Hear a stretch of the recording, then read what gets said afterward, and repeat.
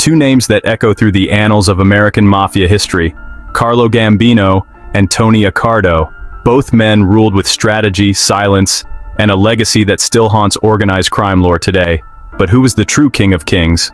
Carlo Gambino, known as the Godfather's Godfather, ruled New York City with quiet cunning and unmatched patience. Meanwhile, Tony Accardo, Joe Batters, dominated Chicago with a reputation for cold efficiency and ruthless pragmatism. Two bosses from two different worlds, but which one left the bigger mark on the American mafia?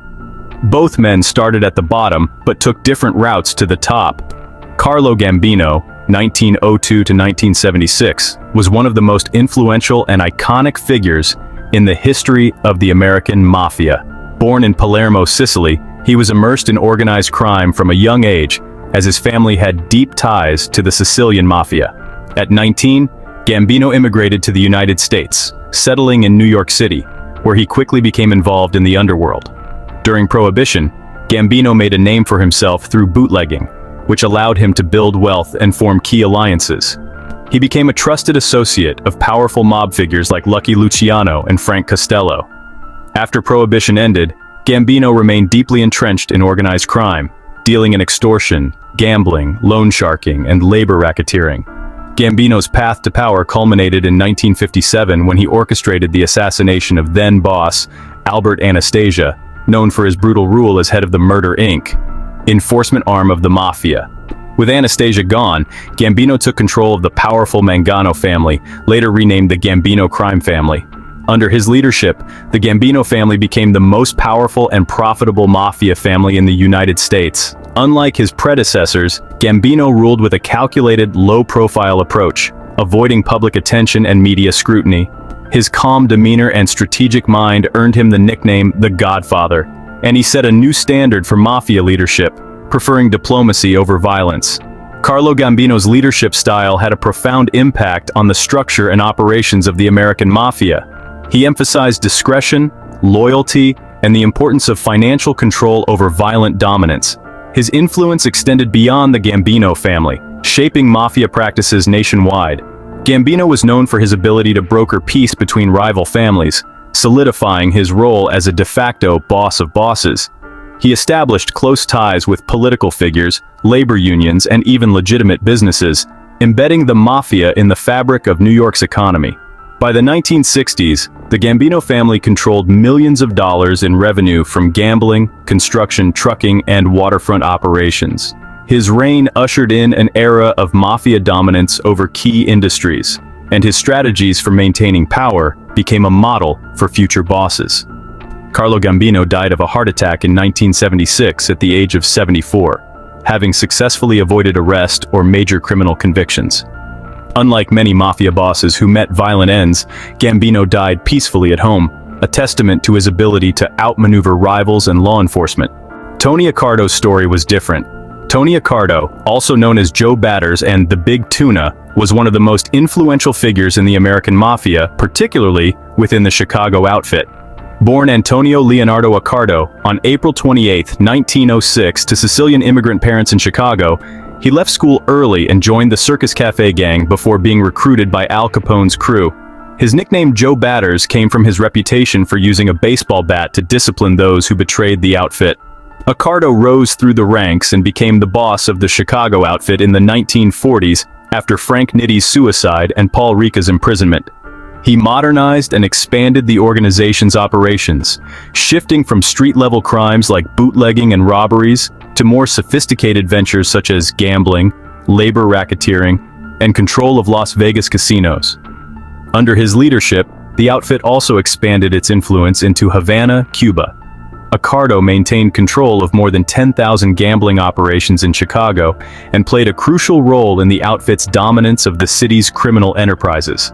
Unlike many of his contemporaries, he avoided the narcotics trade, believing it drew too much law enforcement attention. Known for his opulent lifestyle, he owned luxurious homes in River Forest, Illinois, and Miami, Florida, filled with high-end furnishings that signified his wealth and influence. Despite being indicted multiple times for crimes like tax evasion and labor racketeering, Accardo never spent a night in jail, cementing his image as a big fish that law enforcement could never catch. His ability to elude convictions demonstrated his strategic intelligence and the political protection he maintained throughout his career. Two bosses, two methods of control. Gambino ruled with strategy over violence. He believed in making money quietly and keeping law enforcement off his back. By focusing on infiltration of unions, shipping ports, and construction, Gambino kept his empire running without bloodshed, at least most of the time. Accardo, on the other hand, wasn't afraid to get his hands dirty, or more accurately, to have others get their hands dirty for him. He ruled with fear, but avoided unnecessary exposure. Accardo's hands-off approach was a masterclass in management. If you crossed him, you disappeared. Plain and simple. When it comes to popularity, Gambino's name rings louder in pop culture. Why? Influence and media coverage. Thanks to the Godfather film, Gambino's low-profile style became the archetype for mafia bosses in TV and movies. Shows like The Sopranos and Boardwalk Empire drew inspiration from his calculated moves and business-first mindset. While Gambino inspired film bosses, Tony Accardo wasn't left in the shadows. In Chicago, he was a household name in underground circles, but he stayed so under the radar that even the FBI had difficulty pinning anything on him. If fame and pop culture relevance is the measure, Gambino wins. If popularity belongs to Gambino, fear belongs to Accardo. Tony Accardo's nickname, Joe Batters, says it all. No one wanted to cross him. When burglars broke into his home in the 1970s, 10 people associated with the crime ended up dead. Message received. Gambino's power was more subtle. He didn't need public displays of terror to maintain order. Everyone knew disobedience had consequences, but his preference for diplomacy over bloodshed made him less of a terror figure and more of a man you don't cross. More feared? Accardo. His name was a warning in itself. Legacy is where things get tricky. Carlo Gambino's influence is still felt today. His family remained one of the most powerful in the country long after his death. His methods of subtlety, patience, and low exposure became the gold standard for mafia bosses. Accardo's impact was more internal. His leadership shaped the Chicago outfit into a business machine, running illegal gambling, extortion, and racketeering for decades. His emphasis on staying under the radar kept the Chicago outfit intact long after his reign. Gambino's legacy lives on through pop culture and media, but Accardo's legacy lives on through the evolution of organized crime tactics. Both men left their mark, but Gambino's shadow is larger.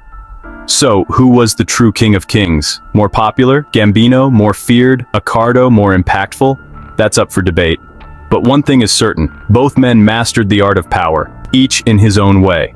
In the world of organized crime, legends aren't made by chance. They're made by power, patience, and a little bit of fear.